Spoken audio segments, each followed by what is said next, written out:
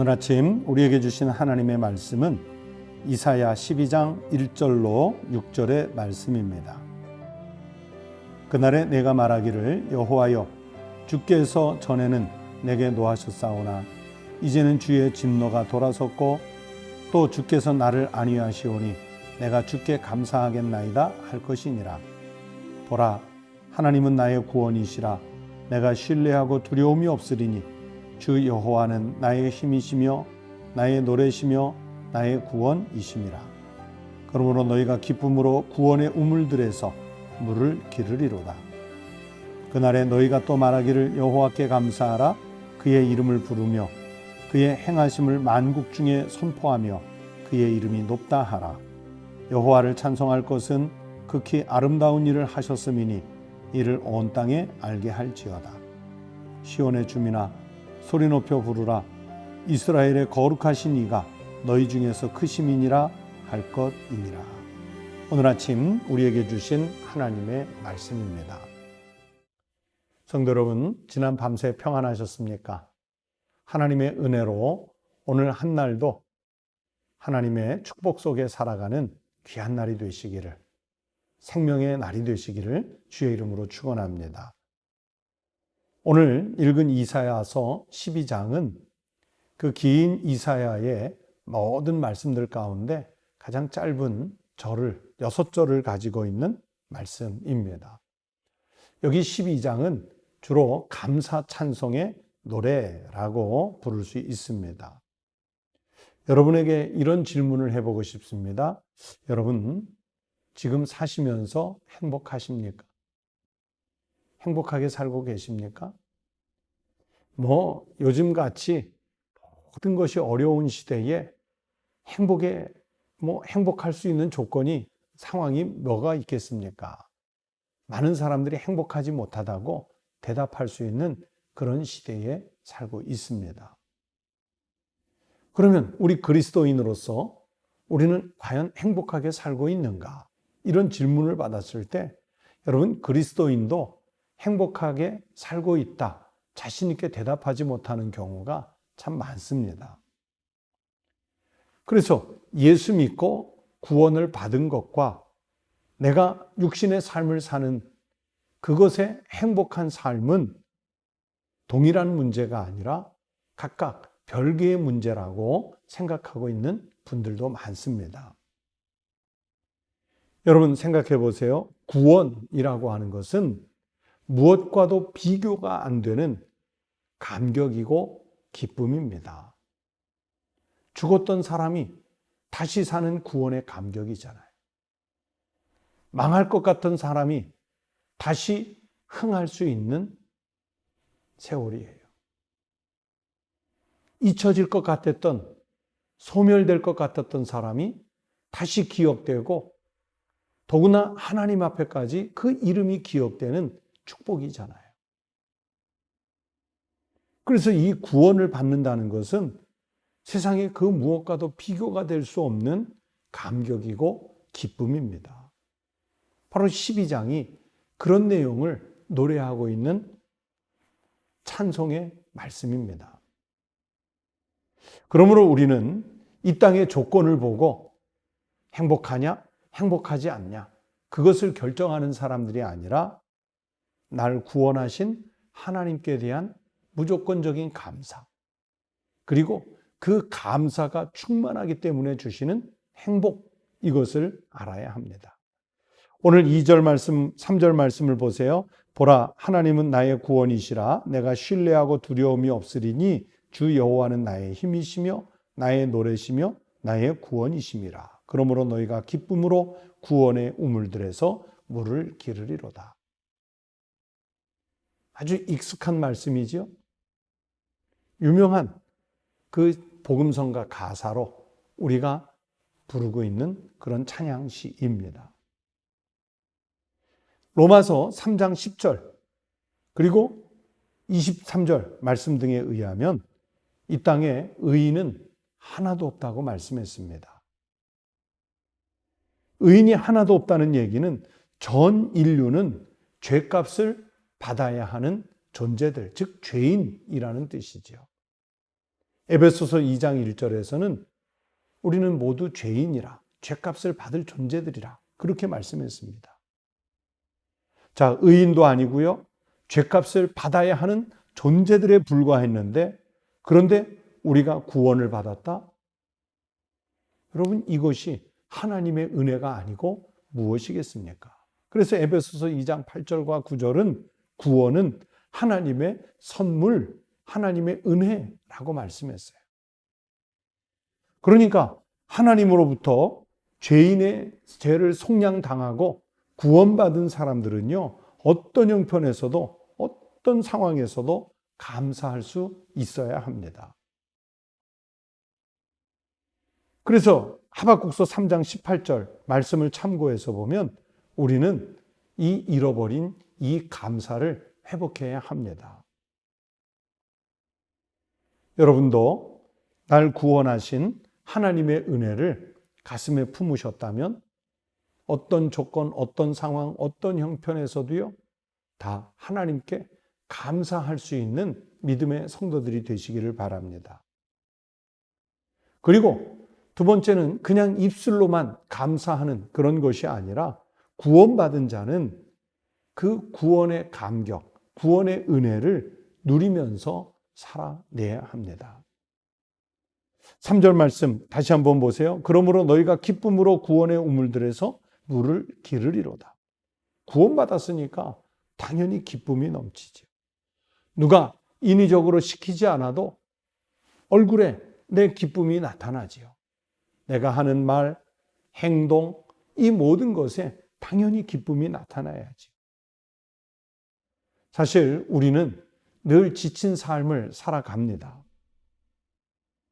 살면서 보면 감당해야 할 사회적 의무, 가족적인 의무, 또는 내가 가지고 있는 신분들에 따르는, 직분들에 따르는 의무들, 그 의무들을 다 하면서 살려고 하면 늘 피곤하고 늘 지친 것 같은 삶을 살아요. 그러다 보면 영, 육이 다 갈급해지는 인생이 됩니다. 우리가 살아가는 그 영육의 갈급함, 우리가 살면서 느끼는 이 지친 영혼, 이것을 채워줄 수 있는 길, 이것을 회복시켜 줄 수 있는 길은 세상에 없습니다. 특별히 하나님과 분리된 인생은, 즉 하나님 없는 인생은 그 영적인 갈증이 더 심화되지요. 성경 요한복음 4장 10절에서는 우리의 이 영적인 갈증 해소해 줄 수 있는 유일한 생수는 오직 예수 그리스도, 즉 예수 그리스도만이 우리의 참된 생명수가 되신다고 말씀하셨습니다. 그런데 우리는 그 생명수를 누리지를 못해요. 알고는 있으면서도 그것을 내 것이라 소유해서 마시지를 못해요. 어느 시골 사람이, 시골 영감님이 짐을 잔뜩 메고 걸어가는데 마침 옆에 경운기 한 대가 지나갑니다. 그 경운기를 몰고 가는 사람이 할아버지 보고, 할아버지, 더위에 너무 힘들고 지치시는데 이 경운기 타고 가세요.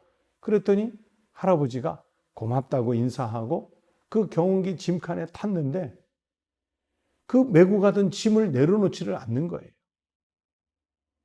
그래서 할아버지에게 그 경운기 운전하는 사람이, 할아버지, 그 짐 내려놓고 편히 가세요. 그랬더니 할아버지가 그랬답니다. 아유, 나 하나 탄 것도 고마운데 짐까지 어떻게 내려놓을 수 있겠냐고.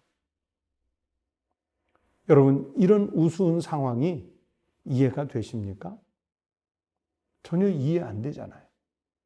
그런데 우리가 하나님과의 관계에서, 구원이라고 하는 은혜의 관계에서 마치 이 경운기를 얻어 탄 할아버지처럼 삽니다. 하나님은 우리에게 모든 것을 맡아주시겠다. 마태복음 11장 28절 말씀대로 수고하고 무거운 짐진 자들아 다 내게로 오라, 내가 너희를 쉬게 하리라 하는 그 말씀대로 우리의 모든 것을 다 맡아주셨는데 우리는 짐도 내려놓지 못하고 죄의 무거운 짐은 그대로 진 채로 그냥 교회를 출입하는 것으로 내 신앙이 완성되어 가고 있다. 그렇게 착각하면서 신앙생활하는 경우가 얼마나 많은지 모릅니다. 여러분, 하나님 앞에 나오셨으면 주님께 모든 것을 맡겨놓고 구원받은 자로서 그 구원의 감격을 마음껏 누리면서 기쁨으로 살아갈 수 있는 우리 성도들이 되시기를 바랍니다. 그리고 끝으로 세 번째는 그냥 내가 구원의 감격을 누리는 것, 이것으로 끝나는 것이 아니라 내가 받은 하나님의 은혜를 선포하면서 살아갈 수 있어야 합니다. 4절부터 6절까지 말씀이 바로 그 말씀입니다. 그날에 너희가 또 말하기를 여호와께 감사하라. 그렇게 말씀했죠. 그런데 그 감사를 아는 사람들이 5절에 여호와를 찬송할 것은 그랬어요. 그런데 여호와를 찬송하면서 해야 될 일이 뭐냐면 이를 여호와를 향해 감사하고 여호와를 찬송할 이 모든 것을 온 땅에 알게 할지어다.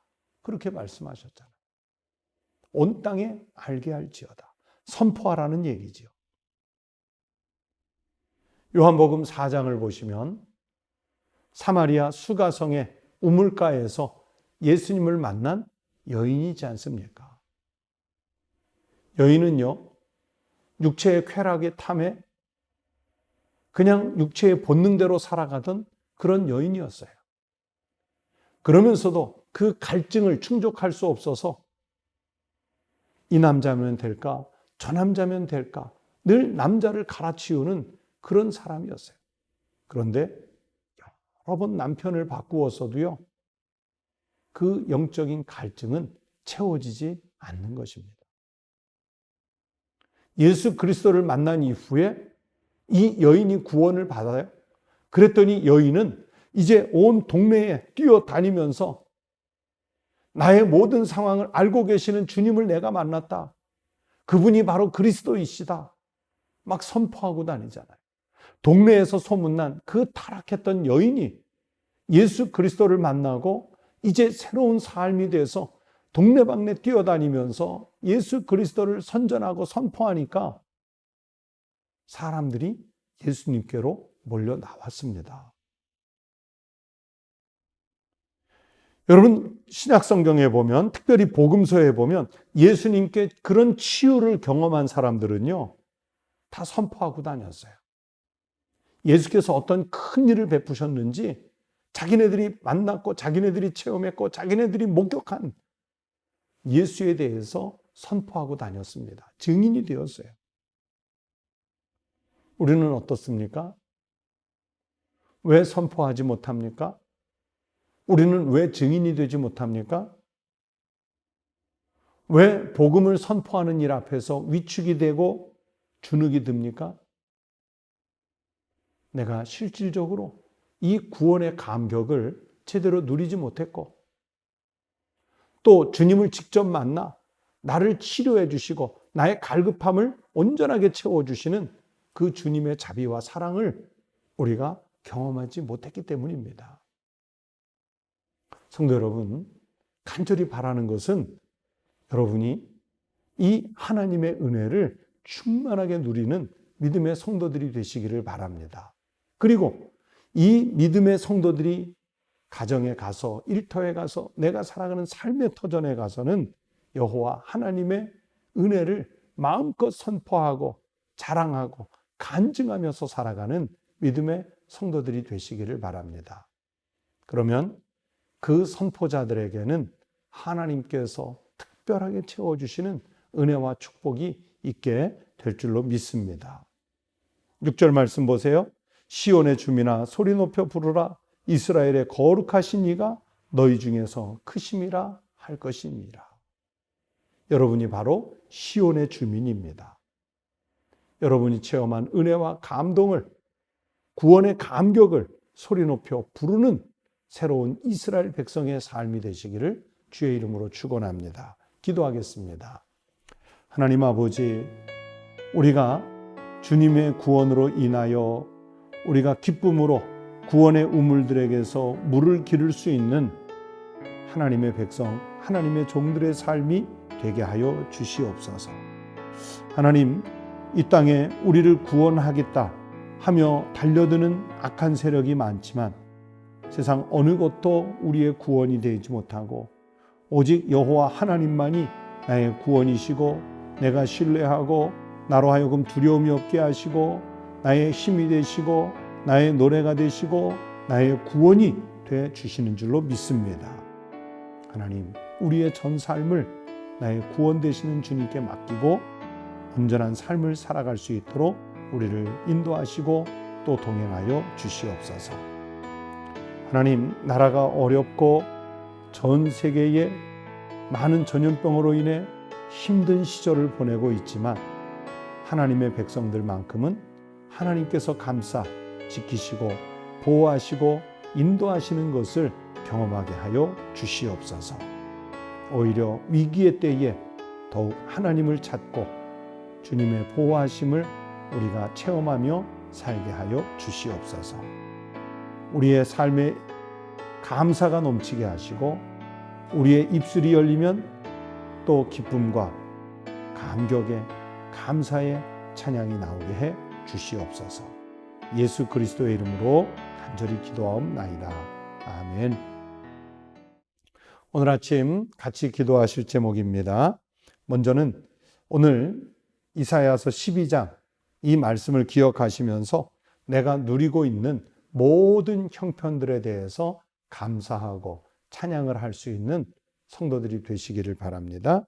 두 번째는 우리 나라가 평안하고 또 국민들 사이의 갈등, 분열, 또 분냄 이런 것들이 다 눈 녹듯 녹아지고 치유되는 역사가 일어날 수 있도록 위에서 기도해 주시기 바랍니다.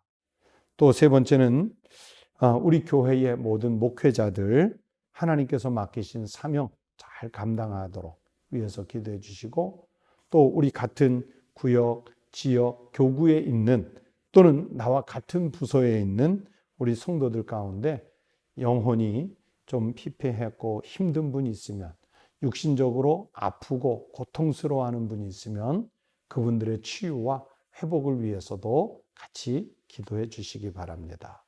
오늘 아침 다 함께 기도하겠습니다.